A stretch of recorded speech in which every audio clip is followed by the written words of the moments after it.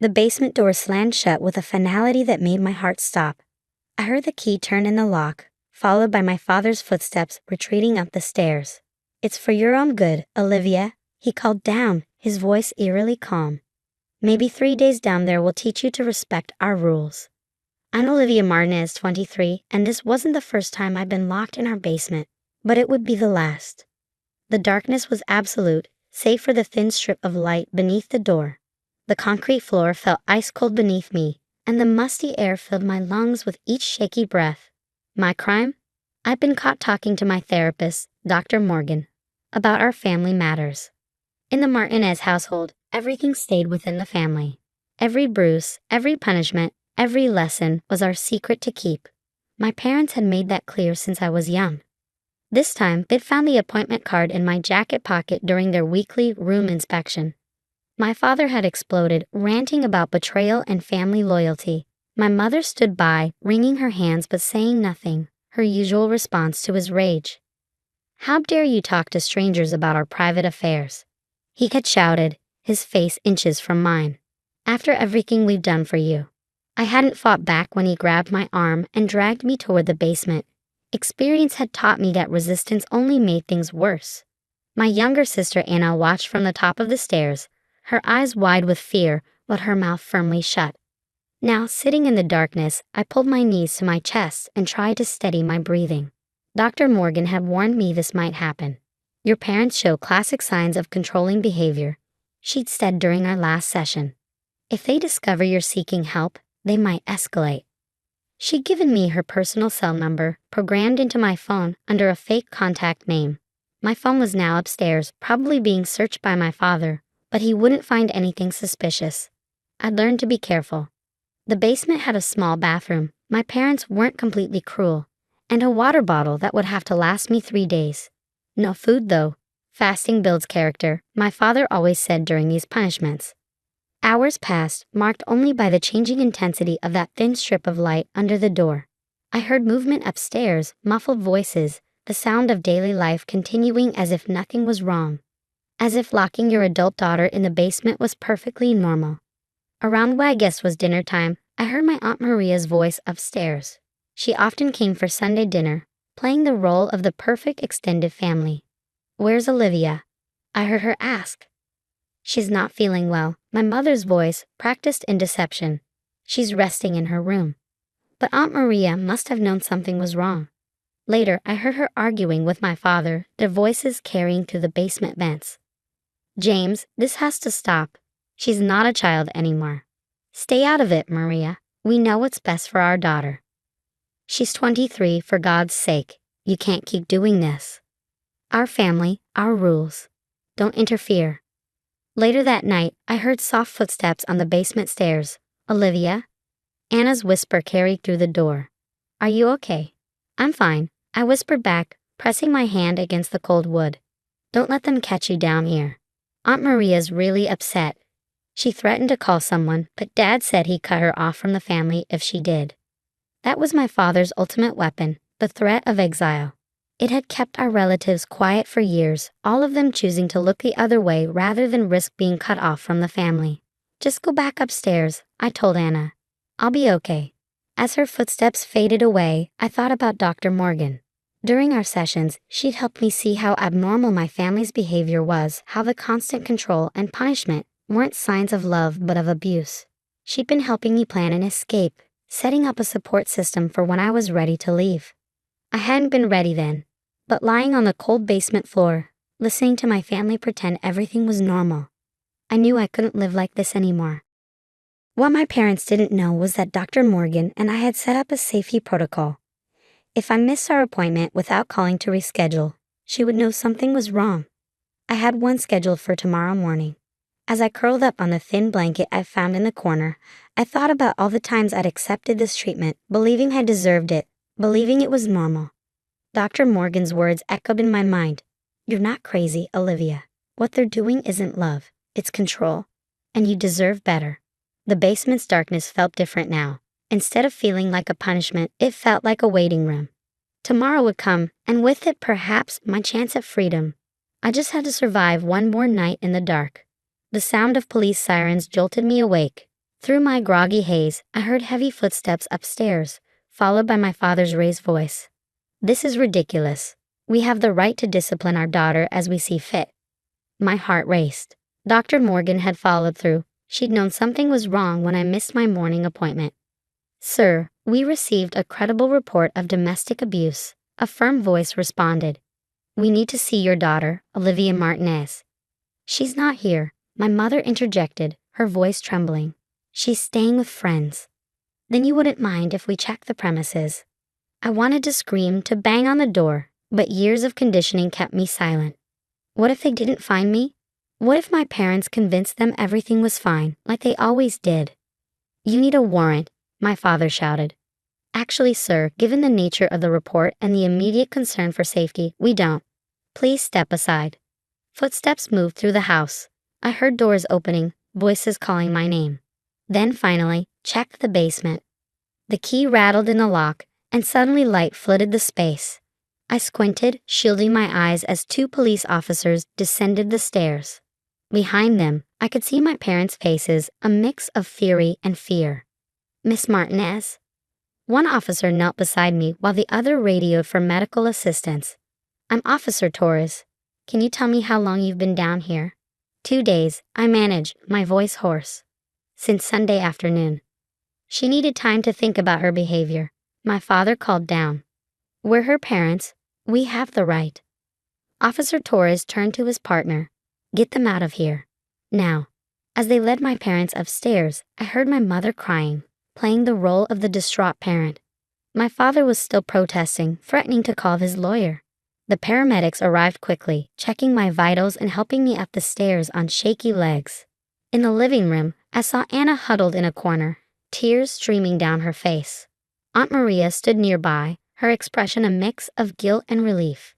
I'm so sorry, Olivia, she whispered as I passed. I should have done something sooner. Outside, neighbors had gathered to watch as my parents were placed in separate police cars. Mrs. Peterson from next door covered her mouth in shock. She'd known our family for years, but like everyone else, had chosen to believe the perfect family facade. At the hospital, Dr. Morgan was waiting. She rushed forward as they wheeled me in, her professional demeanor cracking slightly as she saw my condition. I knew something was wrong when you missed our appointment, she said, walking alongside the gurney. Your father's messages about you being away didn't add up. The hospital staff documented everything. The dehydration, the bruises on my arms from being dragged to the basement, the impact of 3 days without food. Each piece of evidence built a case that could no longer be ignored or explained away. Detective Sanders arrived while they were treating me. She was gentle but thorough, recording my statement about not just this incident, but years of similar punishments. Your sister Anna called us too, she said, showing me her notepad. She's been keeping a diary of everything. Smart girl. I felt a surge of pride mixed with concern for my little sister. Will she be okay? She's with your Aunt Maria for now. Child Services is involved, but given her age and your aunt's willingness to take custody, she should be fine. As I lay in the hospital bed that night, my phone buzzed with messages from relatives. Some were supportive, finally freed from my father's threats to speak their truth. Others condemned me for destroying the family. Cousin Michael, we all knew something was wrong, but we were too scared to help. I'm sorry, Olivia.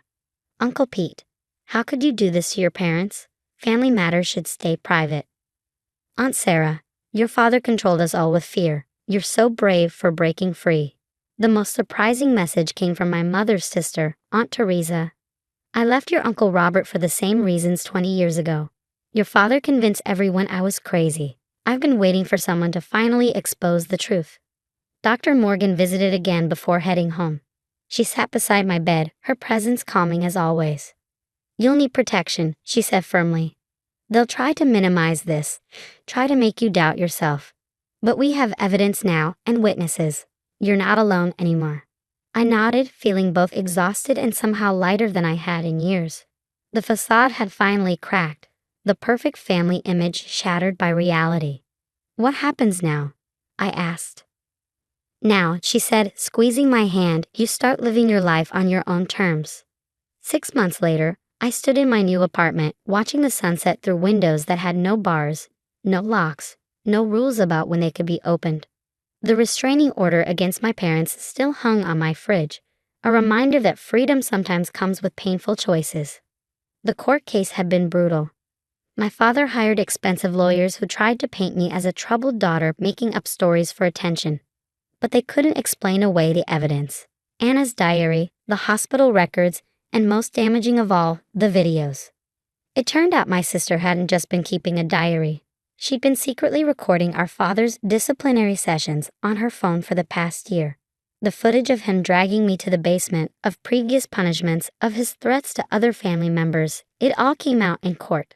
The defendant showed a systematic pattern of abuse and control. The judge had said during sentencing, "This court sentences James Martinez to 5 years in prison." My mother got probation and mandatory counseling. She finally broken down on the witness stand, admitting to her role in the abuse. "I was afraid," she'd sobbed. "He said he'd take the girls away if I ever opposed him." The family split into factions after the trial. Some, like Aunt Maria and Anna, stood firmly by my side. Others, mostly those who benefited from my father's financial control over the years, branded me a traitor. But the most surprising change came from within our community. Mrs. Peterson, our neighbor of 15 years, started a support group for families dealing with domestic abuse. "We can't be silent observers anymore," she'd said in a local newspaper interview. Olivia's story showed us what happens when we look the other way. My phone buzzed, a message from Anna. She was thriving in her senior year of high school, living with Aunt Maria. The counseling sessions were helping her process everything, and she even started a student advocacy group for abuse survivors. Movie night still on. Her text read, "Aunt Teresa's bringing her famous lasagna." Aunt Teresa had moved back to town after the trial. Years of isolation had ended when my father's control over the family finally broke. She'd become one of my strongest supporters, helping me navigate life after abuse. Dr. Morgan still saw me weekly, but now our sessions focus on healing and growth rather than survival. "You're not just surviving anymore, Olivia," she'd said in our last session. "You're building a life." The doorbell rang. Anna and Aunt Teresa arriving for our weekly family dinner. These gatherings were different from the tense, controlled family meals of our past. Here, laughter was allowed. Opinions could be shared. No one watched the clock in fear. "I brought extra," Aunt Teresa announced, holding up 2 casserole dishes. "Your cousin Sarah and her kids might join us. She finally left Greg last week." Another family member finding courage, following the path I helped clear. Sarah had called me late one night, asking how I'd found the strength to break free. "You showed us it was possible," she'd said. As we set the table, no assigned seats, no rigid rules, Anna showed me her college acceptance letter. "Full scholarship to study psychology. I want to help people like us," she explained, "like Dr. Morgan helped you." My mother had tried to contact me last month, sending letters through her counselor. She was making progress, they said, understanding the damage she caused through her passive acceptance of abuse. Part of me wanted to read those letters, to believe she could change. But I wasn't ready. Healing had its own timeline, and I was learning to honor mine. The apartment filled with the smell of lasagna and the sound of family, real family, bound by love and choice rather than fear and obligation. Aunt Maria arrived with dessert, and Cousin Michael dropped by with his boyfriend, no longer having to hide his relationship from my father's judgment. Looking around at these smiling faces, I remembered those dark hours in the basement. I thought I was alone then, but I'd never truly been alone. There had always been people waiting to help, Dr. Morgan, Anna, Aunt Teresa, even neighbors like Mrs. Peterson. They just needed someone to take the first step, to break the silence. My phone buzzed again. A message from Detective Sanders. She'd become a friend over the months, helping other families escape similar situations. "Got another case," she wrote. "Would you be willing to talk to someone? Your story gives people hope." I looked at my family gathered around the dinner table, all of them survivors and supporters in their own ways. "Yes," I texted back. "Tell them they're not alone." Because that's what breaking free taught me. Silence protects abusers, but speaking out protects families, real families built on love and trust, not fear and control. The basement was just a room now, a dark memory that had lost its power to frighten me, because I'd learned the most important lesson. Sometimes the greatest act of love for your family is refusing to keep their secrets.